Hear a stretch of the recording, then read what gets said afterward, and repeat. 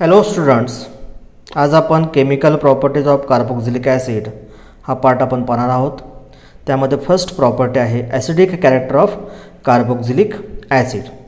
So in aqueous solution the hydrogen atom in OH group of carboxylic group is dissociated as a proton and carboxylate ion is formed as a conjugate base to form this character is called as acidic in character. आता हे जे reversible reaction आहे, carboxylate ion react with H3O plus, they also gives H2O and RCOOH. आणि आपल्याला माहिती आहे acid डेफिनेशनमध्ये आपण पाहिलेले आहेत, 11वीलाच डेफिनेशन आपण घेतलेले आहे. त्यामध्ये आपण काय पाहतो, the substance which gives the H plus ion in aqueous solution they are called as a acid. So according to this concept this carboxylic acid is acidic in character and this carboxylate ion is resonance stabilized by two equivalent resonance structures. आता हे जर आपण carboxylate आयनचं structure जर पाहिलं तर RC double bond O minus. आता इथे हा जो निगेटिव्ह चार्ज आहे, थोडक्यात काय आपले जे इलेक्ट्रॉन्स आहेत ते कुठे शिफ्ट होतील, इथे शिफ्ट होतील. म्हणजे या ठिकाणी काय होईल, इथे डबल बॉन्ड क्रिएट होईल आणि कार्बन डबल बॉन्ड ऑक्सिजनमधला जो बॉन्ड ब्रेक आहे तो काय होईल, ब्रेक झाल्यानंतर या ठिकाणी आता इथं पुस्तकामध्ये आपलं थोडंसं स्ट्रक्चर चुकीचं आहे. इथे डबल बॉन्ड म्हणजे C डबल बॉन्ड O आणि O मायनस असं त्या ठिकाणी यायला पाहिजे. हा डबल बॉन्ड इथे असण्याऐवजी तो इथे पाहिजे आहे. आणि याचं जर आपण रेझोनन्स हायब्रिड स्ट्रक्चर जर पाहिलं तर RCOO आपण हे रेझोनन्स हायब्रिड त्या ठिकाणी दाखवतो. ही कन्सेप्ट आपण 11वीला पाहिलेली आहे. तर हे जे कार्बोक्सिलेट आयन आहे त्या कार्बोक्सिलेट आयन काय होतं आहे तर ह्या रेझोनन्स स्ट्रक्चरमुळे तो स्टॅबिलाइज त्या ठिकाणी होतो आहे. आता हे जे कार्बोक्सिलिक ॲसिड जी स्ट्रेंथ आहे किंवा ॲसिडिक कॅरेक्टर त्या ठिकाणी आहे त्यावरती कोणकोणत्या घटकांचा परिणाम त्या ठिकाणी होतो, आपण त्याला म्हणतो influence of electronic effect on strength of carboxylic acid. So or carboxylic acids do not have same pK values. आता जर तुम्ही सगळ्या कार्बोक्सिलिक ॲसिडचे जर pK व्हॅल्यू जर तुम्ही चेक केल्या तर त्या ठिकाणी आपल्याला पाहायला मिळेल प्रत्येकाचे pK व्हॅल्यू त्या ठिकाणी काय आहे तर डिफरंट आहे. In ROH has influence on acid strength of carboxylic acid. In halo acids, आता सगळ्यात महत्त्वाचं काय आहे ते इथं अल्काइल जो ग्रुप आहे त्या अल्काइल ग्रुपचा इन्फ्लुएन्स ह्या ॲसिड स्ट्रेंथवरती आपल्याला त्या ठिकाणी पाहायला मिळेल. दुसरी कंडिशन आहे की जर हॅलो ॲसिड्स आपण घेतले, in halo acids the halogen atom is electronegative atom and exert electron withdrawing inductive effect, त्याला आपण काय म्हणतो -I effect. This negatively charged carboxylate ion in conjugate base of haloacetic acid get stabilized by -I effect of halogen atom which is responsible to diffuse the negative charge. आता इथं जर आपण पाहिलं की जे स्ट्रक्चर इथं आपण हा X म्हणजे आपण हॅलोजन ॲटम त्या ठिकाणी आहे, हा CH2C हा रेझोनन्स स्ट्रक्चर आपण पाहिलं होतं, resonance hybrid of carboxylate ion. आता हा जो हॅलोजन ॲटम आहे तो इलेक्ट्रॉन विड्रॉइंग ग्रुप त्या ठिकाणी आहे, म्हणजे आपल्याला कोणता इफेक्ट पाहायला मिळणार इथं -I इफेक्ट त्या ठिकाणी आहे. So they attract the electron towards it self from this conjugate system of carboxylate ion. So higher the electronegativity of halogen, greater is the stabilization of conjugate base, stronger is the acid and smaller is the pKa value. आता जो halogen item हा मोर इलेक्ट्रोनिगेटिव्ह असेल, तो मोर इलेक्ट्रोनिगेटिव्ह item असल्यामुळे काय होतो ते त्याच्यामध्ये त्या ठिकाणी ती इलेक्ट्रॉन अट्रॅक्ट करण्याची जी पॉवर आहे ती कशी असते त्याच्यामध्ये जास्त असते. आपण इलेक्ट्रोनिगेटिव्हिटीची कन्सेप्ट 11वीला आपण पाहिलेली आहे. आता हे जे आपण जर करस्पॉन्डिंग जर हॅलो ॲसिड्स पाहिले, इथे फ्लोरीन घेतला आपण, क्लोरीन आहे, ब्रोमिन आणि आयोडीन त्या ठिकाणी आहे. आता इथे फ्लोरीन हा मोर इलेक्ट्रोनिगेटिव्ह ॲटम आहे, त्याची pK व्हॅल्यू त्या ठिकाणी आपण जर पाहिलं तर 2.56 आहे. क्लोरीन ॲटम असेल तर 2.86 आहे, Br असेल तर 2.90 आहे, आयोडीन असेल तर 3.18 त्या ठिकाणी आहे. म्हणजे जर आपण हे हॅलो ॲसिड जर पाहिले, fluorine, fluoro acetic acid, chloro acetic acid, bromo acetic acid किंवा आयोडो ॲसिटिक ॲसिड, तर pK व्हॅल्यू काय झाले इन्क्रीज झाले. जेवढी pK व्हॅल्यू त्या ठिकाणी कमी असेल तेवढं ते ॲसिड स्ट्रेंथ कशी असणार आहे जास्त असणार आहे, म्हणजे थोडक्यात तो मोर ॲसिडिक त्या ठिकाणी असणार आहे. म्हणजे ह्या जर आपण जर ह्या 4 ॲसिडचं कंपॅरिझन केलं तर आयोडो ॲसिटिक ॲसिड हे लेस ॲसिड स्ट्रेंथ असणार आहे आणि फ्लोरो ॲसिटिक ॲसिड हे मोर ॲसिडिक स्ट्रेंथ असणारं ॲसिड त्या ठिकाणी आहे. आणि लास्ट आपण जे एक्झाम्पल आहे की त्याच्यामध्ये आपण सिम्पल ॲसिटिक ॲसिड घेतो आहे, त्याची pK व्हॅल्यू त्या ठिकाणी काय आहे तर 4.76 आहे. इथं इलेक्ट्रोनिगेटिव्हिटी किंवा इलेक्ट्रॉन विड्रॉइंग ग्रुप आपण अटॅच केलेला नाही. हा इलेक्ट्रॉन डोनेटिंग ग्रुप त्या ठिकाणी आहे. अल्काइल ग्रुप काय असतो? इलेक्ट्रॉन डोनेटिंग ग्रुप त्या ठिकाणी आहे. म्हणजे सगळ्यात जर आपण लेस ॲसिडिक कॅरेक्टर जर पाहिलं किंवा लेस ॲसिड स्ट्रेंथ जर पाहिलं ते कोणाचं असणार आहे? ॲसिटिक ॲसिडचं त्या ठिकाणी असणार आहे. काय पुढचे एक्झाम्पल आपण जर घेतले तर आता हॅलोजन तोच आहे. Monochloro acetic acid, dichloro acetic acid and trichloro acetic acid. जर तिघांमध्ये पाहिलं तर आपण एक एक क्लोरीन काय झालं? इन्क्रीज होत गेला आहे. इथं 1 आहे, इकडे 2 आहेत, इथे 3 आहेत. म्हणजे number of electron withdrawing group जर इन्क्रीज झाले तर त्या ठिकाणी काय होतं? जे रेझोनन्स स्ट्रक्चर स्टॅबिलायझरसुद्धा काय होते? इन्क्रीज होते. पीके व्हॅल्यू डिक्रीज होते आणि ॲसिड कॅरेक्टरसुद्धा काय होणार इथे? म्हणजे पीके व्हॅल्यू जर डिक्रीज झाली तर ॲसिडिक कॅरेक्टर काय होणार आहे? इन्क्रीज होणार आहे. म्हणजे मोर ॲसिडिक कोणता असणार याच्यामध्ये? ट्रायक्लोरो ॲसिटिक ॲसिड. आता जर आपण अल्काइल ग्रुपचं जर कन्सिडर केली तर ROH ग्रुप आहे. हा RO- हा कॉन्ज्युगेट बेस त्या ठिकाणी आहे. इथं आपल्याला प्लस I इफेक्ट आणि R ग्रुप त्या ठिकाणी पाहायला मिळेल. म्हणजे अल्काइल ग्रुप हा इलेक्ट्रॉन डोनेटिंग ग्रुप आहे आणि इलेक्ट्रॉन डोनेटिंग ग्रुप असेल तर आपण काय करतो? प्लस I इफेक्ट त्या ठिकाणी पाहतोय. So the destabilization of conjugate base. त्याच्यामुळे ह्याचं जे कॅरेक्टर आहे कसं असणार? एकदम लेस ॲसिडिक कॅरेक्टर त्या ठिकाणी असणार आहे. सेकंड आहे फिनॉल ROH. हा अल्काइल ग्रुप आहे. इथे आपल्याला रेझोनन्स स्ट्रक्चर त्या ठिकाणी पाहायला मिळेल ॲरोमॅटिक रिंगमध्ये. इथे आपल्याला -R effect of aromatic group त्या ठिकाणी असेल. So stabilization of conjugate base is moderate because all the resonance structures are not equivalent to each other. म्हणजे अल्कोहोलपेक्षा जर पाहिलं तर आपण फिनॉल हा मोर ॲसिडिक कॅरेक्टर त्या ठिकाणी असणार आहे. आणि तिसरा आपलं जे एक्झाम्पल आहे कार्बोक्झिलिक ॲसिड. तर कार्बोक्झिलिक ॲसिडमध्ये आपल्याला -I effect of carbonyl group त्या ठिकाणी पाहायला मिळेल.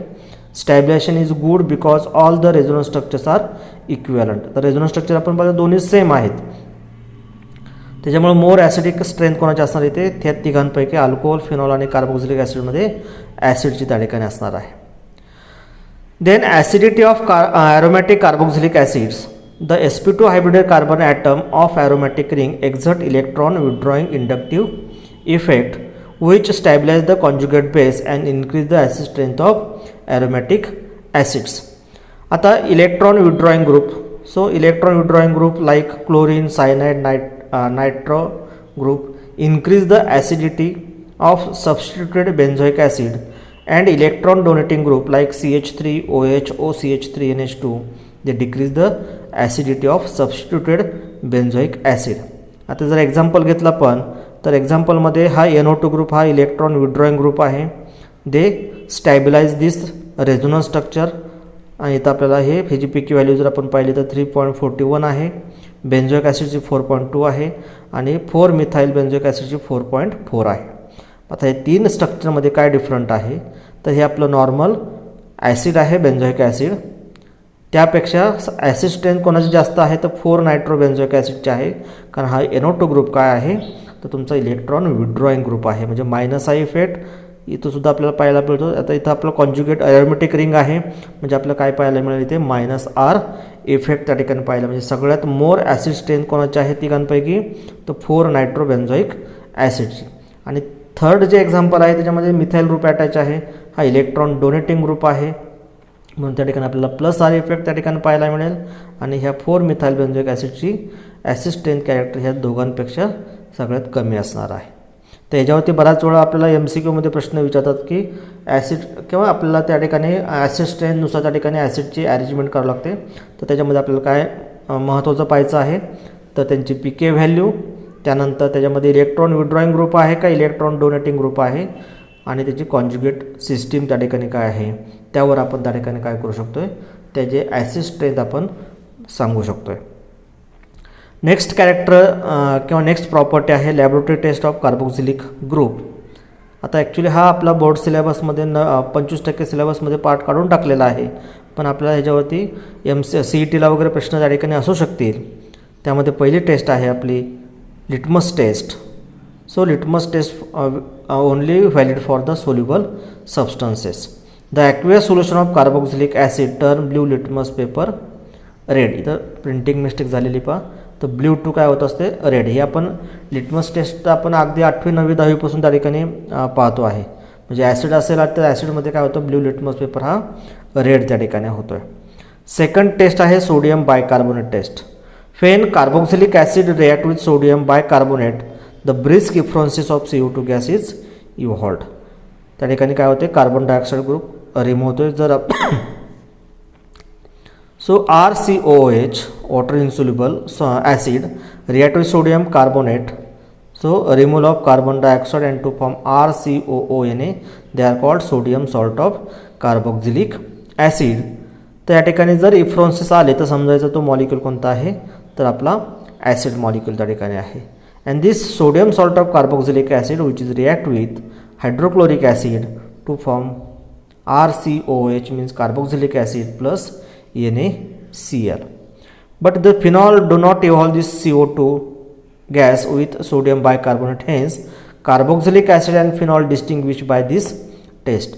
म्हणजे दिलेला ऑर्गॅनिक कंपाऊंड हा फिनॉल आहे का कार्बोक्सिलिक ॲसिड आहे ते डिस्टिंग्विश करण्यासाठी आपण काय करू शकतो, सोडियम बायकार्बोनेट टेस्ट या ठिकाणी ते आपण पाहू शकतो. म्हणजे CO2 गॅस जर इव्हॉल्व झाला, इफ्रॉन्सिस आले तर समजायचं कार्बोक्सिलिक ॲसिड प्रेझेंट आहे, आणि जर इफ्रॉन्सिस आले नाही तर समजायचं तो कोणता आहे, फिनॉल आहे. थर्ड टेस्ट आहे esters test. When 1 drop of concentrate sulphuric acid added to organic compound containing carboxylic group and 1 ml of ethyl alcohol. This mixture is heated for 5 minutes in hot water bath. Hot solution is poured in beaker containing water. Thus fruity smell of ester confirm the presence of ester. आता ह्या ठिकाणी जर ज्या organic कंपाऊंडमध्ये जो COH group आहे तर त्याच्यामध्ये काय ॲड करायचं आपल्याला, 1 drop of sulphuric acid, 1 ml ethyl alcohol त्या ठिकाणी, आणि त्याला आपल्या वॉटर बाथमध्ये 5 मिनिट्स काय करायचं, हिटिंग करायचं. जर हिटिंग केल्यानंतर जर त्याच्यामध्ये फ्रुटी स्मेल आला, फळांसारखा जर वास आला तर समजायचं तो कोणता कंपाऊंड तयार झाला, तो इस्टर कंपाऊंड तयार झाला आहे. म्हणजे तो जर ॲसिड असेल, कार्बोक्सिलिक ॲसिड असेल तरच त्या ठिकाणी काय होणार आहे, इथं एस्टरचं फॉर्मेशन होणार. म्हणजे आपण जी इस्टरिफिकेशन रिॲक्शन पाहतोय ती इस्टरिफिकेशन रिॲक्शन आपल्याला इथे पाहायला मिळेल. रिॲक्शन जर पाहिली तर RCOOH प्लस C2H5 म्हणजे ethyl alcohol in presence of H plus म्हणजे काय घेतलं आपण, 1 ड्रॉप ऑफ H2SO4 घेतला आणि त्याला वॉर्म केलं आहे. It gives RCOOC2H5. हा इस्टर मॉलिक्यूल आहे आणि ह्याला कसा स्मेल असतो, फ्रुटी स्मेल असतो. म्हणजे दुसरा ऑर्गॅनिक कंपाऊंड जर आपण घेतला कार्बोक्सिलिक ॲसिड सोडून तर इस्टर फॉर्मेशन होणार नाही. त्याच्यामुळे आपण लगेच सांगू शकतो की दिलेला कंपाऊंड हा इस्टर आहे का किंवा दुसरा ऑर्गॅनिक कंपाऊंड आहे. नंबर 3 प्रॉपर्टी आहे फॉर्मेशन ऑफ असाइल क्लोराईड. आता असाइल क्लोराईड किंवा आपण त्याला काय म्हणतो, ॲसिड क्लोराईड म्हणतो आहे. This carboxylic acid react with PCl3, PCl5 and SOCl2. So in this reaction this OH group of carboxylic group is replaced by chlorine atom to form acyl chloride. आता ही reaction आपली similarities कुठे आहे तर अल्कोहोलमध्ये त्या ठिकाणी आहे. म्हणजे अल्कोहोलमध्ये पण OH ग्रुप होता, कार्बोक्सिलिक ॲसिडमध्ये पण OH ग्रुप आहे. दोन्हीकडे आपण काय करतो, तो OH ग्रुप रिमूव्ह करून क्लोरीन ॲटमने त्या ठिकाणी आपण रिप्लेस करतो. 3 molecules of RCOH means carboxylic acid react with PCl3 on heating. It gives this 3 OH group of carboxylic acid is replaced by 3 chlorine atom and to form thrice RCOCl plus POH3 किंवा त्याला आपण H3PO3 म्हणतो. हे phosphorus acid आपले as a bye product त्या ठिकाणी पाहायला मिळेल. आणि आपला मेन जो प्रॉडक्ट आहे तो कोणता, RCOCl means acyl chloride or acid chloride. म्हणजे PCl3 असेल तर आपल्याला ॲसिडचे किती मॉलिक्यूल घ्यायचे आहेत, तर 3 मॉलिक्यूल्स त्या ठिकाणी, जे आपण अल्कोहोलमध्ये त्या ठिकाणी पाहिलेलं आहे. The next reaction with PCl5. So carboxylic acid react with PCl5 on heating. This 1 OH group of carboxylic acid is replaced by chlorine atom and to form RCOCl means acid chloride or acyl chloride plus POCl3 means phosphoryl chloride and hydrochloric acid. The next reaction, this carboxylic acid react with SOCl2. SOCl2 means thionyl chloride. So carboxylic acid heated with thionyl chloride, it gives RCOCl means acyl chloride by and removing of sulfur dioxide and hydrochloric acid. So this is the general reaction of this formation of acyl chloride. Then examples. First examples, when 3 molecules of acetic acid CH3COOH means acetic acid which is react with PCl3 on heating. they gives 3 molecules of CH3COCl plus POH3 or H3PO3, and this CH3COCl means acetyl chloride. The next reaction, the CH3COH plus PCl5 on heating, it gives CH3COCl means acetyl chloride plus POCl3 plus HCl. And last example, when acetic acid react with thionyl chloride on heating, it gives acetyl chloride plus SO2 plus HCl. So this is the third chemical property of carboxylic acid. The next chemical property, the reaction with ammonia or formation of amides. So formation of amides, the structure of amide is RCONH2. So it is the simple reaction. This OH group of carboxylic acid is replaced by NH2 group. So in the formation of this amide reaction, when carboxylic acid like RCOH, this is the general structure of carboxylic acid, react with ammonia, it gives ammonium carboxylate. So this ammonium group is attached to this oxygen atom, so they are called ammonium, and this carboxylate ion RCOO minus means carboxylate ion. So formation of ammonium carboxylate, and this ammonium carboxylate on heating by losing one water molecule, it gives RCONH2. And then examples of this formation of amides, the example of acid is CH3COOH. Acetic acid react with ammonia, it gives ammonium acetate CH3COO minus. So this is the acetate group, and this acetate group attached to this ammonia, so they are called ammonium acetate. And this ammonium acetate on heating by losing a water molecule, it gives CH3CONH2 means acetamide plus H2O. The second method of formation of amide, this is the simple method by using the acid chloride. Acid chloride means the RCOCl. This is the structure of acid chloride or acyl chloride, which is react with ammonia. So this chlorine atom is replaced by NH2 group, and to form RCONH2 means acetamide plus HCl. And then example of this formation of acetamide from acyl chloride, the example of acyl chloride is a CH3COCl means acetyl chloride, which is react with ammonia, it gives CH3CONH2 means acetamide plus hydrochloric acid. Then fifth reaction, formation of anhydride. So anhydride means absence of water molecule. So formation of anhydride or acid anhydride from carboxylic acid by using the dehydrating agent, the strong dehydrating agent like phosphorus pentoxide. When the two molecules of carboxylic acid RCOOH and plus RCOOH, so the two molecules of carboxylic acid on heating in presence of strong reducing agent like phosphorus pentoxide, so by removing of water molecule, suppose this one hydrogen atom and OH group from second molecule, so the removal of water molecule and to form RC double bond O C double bond O R. So this is the anhydride molecule, they are called acid anhydride. But this is the reversible reaction. When acid anhydride react with water, it gives corresponding carboxylic acids. But for the better yield to formation of this acid anhydride, so by using the sodium carboxylate heated with acyl chloride gives acid anhydride.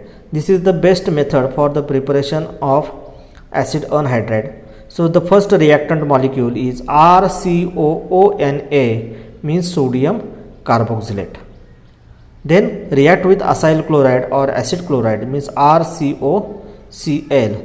So on heating, so removal of NaCl, sodium from sodium carboxylate and chlorine from acyl chloride, so as a byproduct to form sodium chloride, and this CO group is attached to this oxygen atom and to form RC double bond O C double bond OR, so they are called acid anhydride. For example, when sodium acetate means CH3COONA plus CH3COCl means acetyl chloride and sodium acetate on heating it gives CH3COOCH3 means acetic anhydride and sodium chloride. So the formation of this sodium salt of carboxylic acid and acyl chloride by using the carboxylic acid, they are prepared from the two different methods. First method, when RCOOH react with SOCl2 means thionyl chloride, it gives RCOCl. So in first preparation of this acyl chloride, and second this RCOH react with sodium hydroxide, it gives sodium salt of carboxylic acid or sodium carboxylate. So these two reactant they are prepared from two different methods, and these two reactant they combine together or to react with each other on heating, it gives this anhydride molecule for the better yield of the formation of acid anhydride. The next reaction number 6, decarboxylation of carboxylic acid means formation of alkane, and this reaction is already studied in 11th chapter of hydrocarbon. So decarboxylation means the removal of carbon dioxide. So when sodium salt of carboxylic acid heated with soda lime means that it is a mixture of sodium hydroxide, they are also called as the caustic soda, and calcium oxide, or they are called lime. So they are called they are called soda lime, and this soda lime they react with sodium salt of carboxylic acid, it gives the alkane molecule, and this alkane having one carbon atom less than the corresponding carboxylic acid. So general reaction of this decarboxylation of carboxylic acid is a RCOONA means they are called sodium salt of carboxylic acid or sodium carboxylate, which is heated with soda lime means sodium hydroxide and calcium oxide. So the removal of this CO2 group means carbon dioxide from carboxylic acid and this ONA group. So as a byproduct to form Na2CO3 means sodium carbonate, and this hydrogen atom from NaOH is attached to this alkyl group and to form RH, and RH means alkane. So they are having the general formula of alkane. For example, when CH3COONA means sodium acetate plus NaOH and calcium oxide on heating, it gives CH4 means methane, and to form Na2CO3 means sodium bicarbonate. Then next reaction, reduction of carboxylic acid. So reduction means addition of hydrogen or removal of oxygen. So carboxylic acid reduced to primary alcohol using strong reducing agents like lithium aluminum hydride or diborane. So by printing mistake, the structure of diborane is a B2H6, but in this we have C the B2H2. So this is the printing mistake. So they are having 6 hydrogen atoms. This diborane as a reducing agent, but they do not reduce this ester molecule, a nitro group or halogen atoms attached to this carboxylic groups, and sodium boron hydride does not reduce carboxylic acid. So only by using the two reducing agent lithium aluminum hydride and diborane, this carboxylic acid they are reduced to primary alcohol. Each carboxylic acid they are converted into primary alcohols. So RCOH means acid react with lithium aluminum hydride in presence of dry ether. So in this reaction, this carbonyl group is converted into CH2 group. So the removal of this oxygen atom or the carbonyl oxygen replaced by 2 hydrogen atom and to form RCH2OH, and this is the primary alcohol. For example, CH3COOH means acetic acid plus lithium aluminum hydride in presence of dry ether, it gives CH3CH2OH plus H2O, so formation of ethyl alcohol. So this is the reduction of carboxylic acid.